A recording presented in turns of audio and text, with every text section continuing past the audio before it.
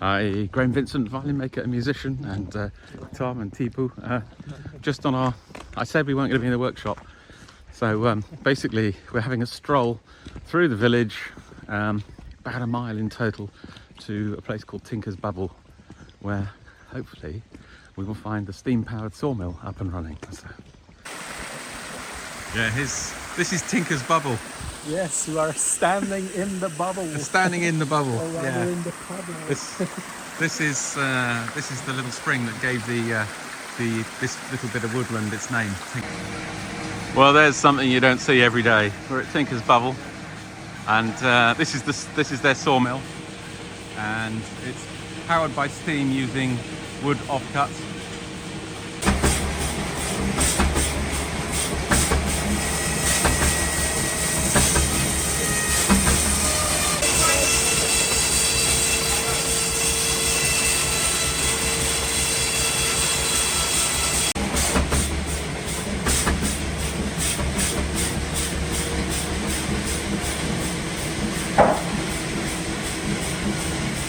So what do you reckon to this, Tibo? Yeah, not bad. It's pretty weird, isn't it? Yeah. That's cool. That sounds very tempting. Yeah, we'll be up there, don't worry.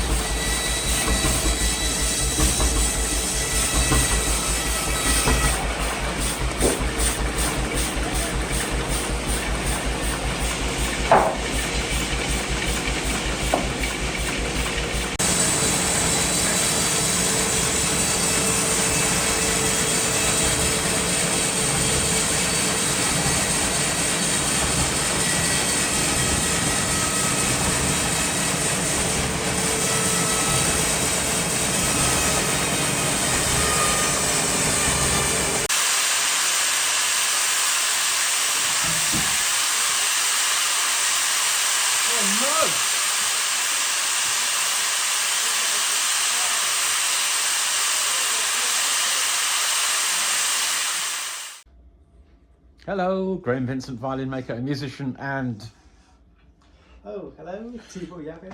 and Tom. Hello, Thomas, the Swiss guy. Yeah.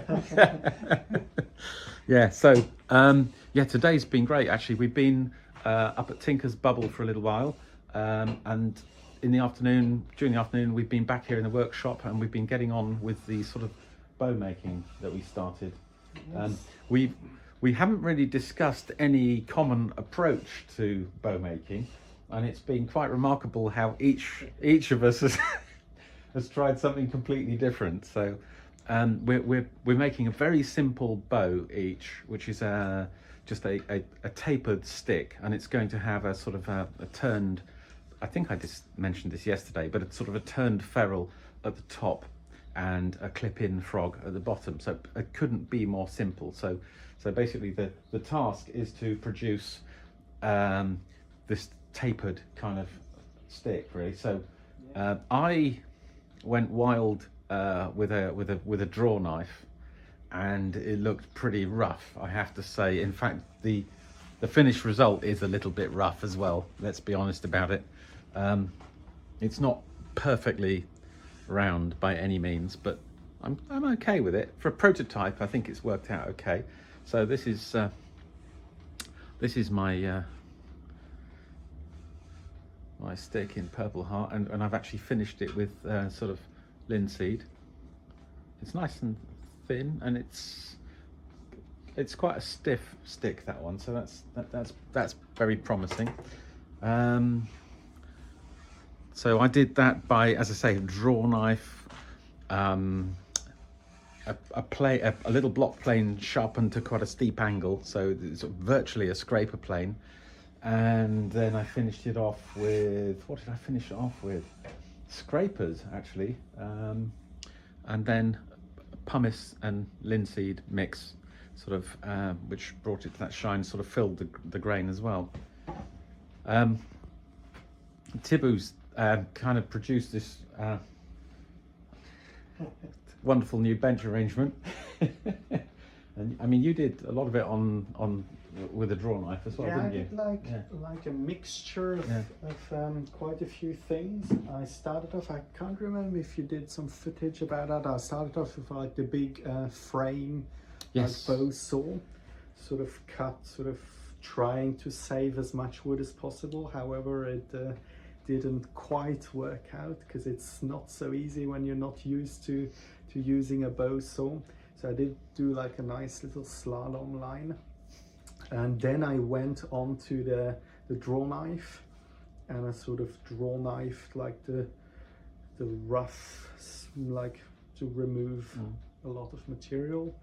And then I went on to a block plane mainly, and now I sort of using my sort of method of the lap jointer plane, just having a big plane on my lap and sort of pulling the stick over that, and I find it sort of quite an easy and efficient way to get like a very straight stick.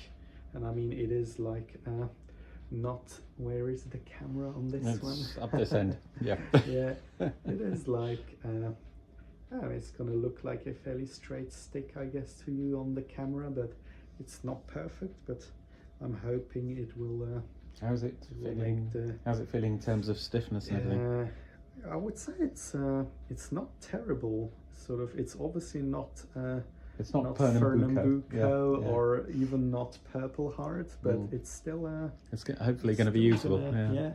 I hope so, because that's the one that's going to be going with the bog oak violin I'm making. So it should make a nice set. Yeah. A good feeling about this stick. Yeah. And Tom, you're any variation in your approach compared with ours? Yeah, well, I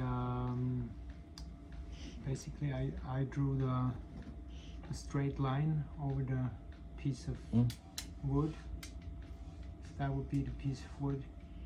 Like the grains were going from one edge to the other. So I was drawing a straight line, and then I left on both sides like 5 millimeters.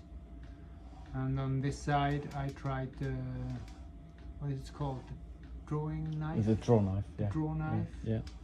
And on the other I used a saw, just to I thought it'll be a bit quicker for myself, and so I was just trying 2 different methods, which both worked.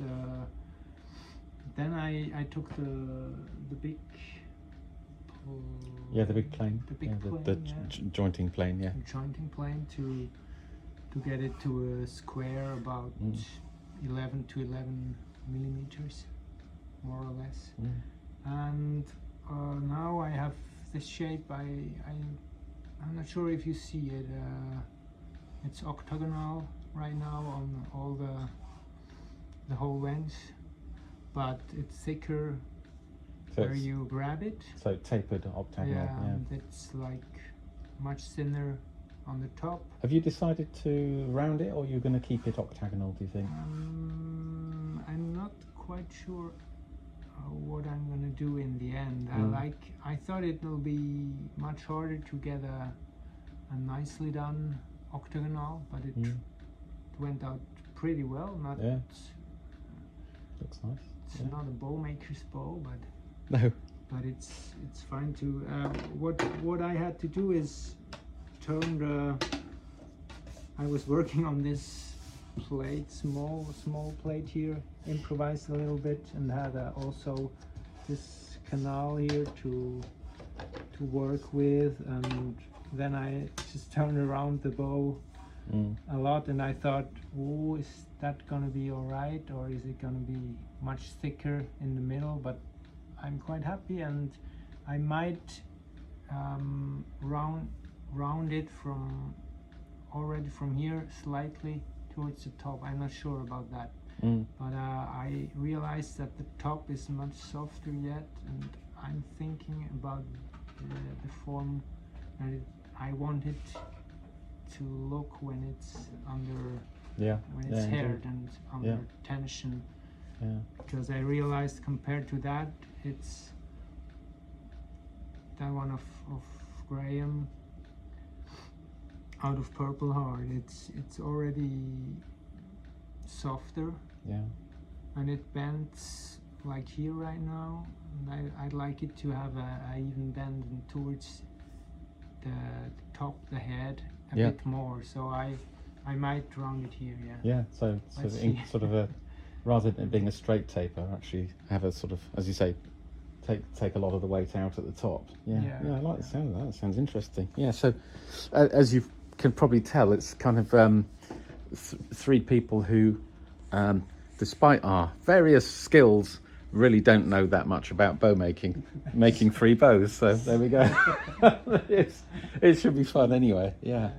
Apart from that, I've been just getting on with the purfling there. I mean, obviously the morning was taken up at Tinker's Bubble, but there's some footage of that as well. So yeah, that was quite interesting, wasn't it? So, Yeah, it was fantastic to go there. Yeah. Really inspiring to see where the wood comes from, and to see the people's reaction was like really nice to. But because seeing Thibaut took this one with us, so for them actually at the sawmill, sort of cutting wood today to see something turn up, you know, from the wood there. And for us, it was lovely just to be able to walk from the workshop up to the place where the wood had grown and been sort of turned into boards that came here. So I mean, it's had 0 air miles or zero sort of fossil fuel so far. Just quite a lot of walking. In fact, 60% of the, or 66% of the distance that has travelled in its life has been carried by hand by Thibaut. Yes.